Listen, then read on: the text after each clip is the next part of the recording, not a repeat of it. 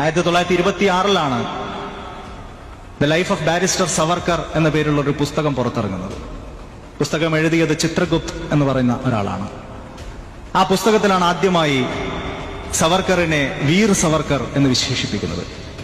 പിന്നെയും ഒരുപാട് കാര്യങ്ങൾ ആ പുസ്തകത്തിൽ സവർക്കറിനെ കുറിച്ച് പറയുന്നുണ്ട്. സവർക്കർ വലിയ ബുദ്ധിശാലിയാണ്, സവർക്കർ വലിയ പ്രസൻസ് ഓഫ് മൈൻഡ് ഉള്ള ആളാണ്, സവർക്കർ വലിയ ആത്മാർത്ഥതയോടുകൂടി ഓരോ വിഷയത്തിലും ഇടപെടുന്ന ആളാണ്, സവർക്കർ ആർക്കു മുമ്പിലും തലകുനിക്കാത്ത ആളാണ്, സവർക്കർ ആയിരക്കണക്കിന് ആളുകളെ പ്രചോദിപ്പിക്കാൻ കഴിവുള്ള ഒരാളാണ് എന്നിങ്ങനെ സവർക്കറെ കുറിച്ചുള്ള അപദാനങ്ങളാണ് ആ പുസ്തകത്തിൽ മുഴുവൻ.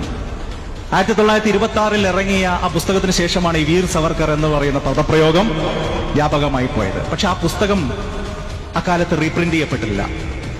പിന്നീട് ആ പുസ്തകം റീപ്രിന്റ് ചെയ്യപ്പെടുന്നത് 1987 ഒരുപാട് കാലങ്ങൾക്ക് ശേഷമാണ്. സവർക്കറൊക്കെ മരിച്ചതിന് ശേഷമാണ്. 1987 ആ പുസ്തകത്തിന്റെ റീപ്രിന്റ് പുറത്തിറങ്ങിയപ്പോ അതിലെ പ്രസാധകർ അതിന്റെ ആമുഖത്തിൽ ഒരു കാര്യം വെളിപ്പെടുത്തി. 1926 ഈ പുസ്തകം ആദ്യം എഴുതിയ ചിത്രഗുപ്ത് മറ്റാരുമായിരുന്നില്ല, ഈ സവർക്കർ തന്നെയായിരുന്നു. അങ്ങനെയാണ് ഇവർ ചരിത്രങ്ങൾ ഉണ്ടാക്കുന്നത്.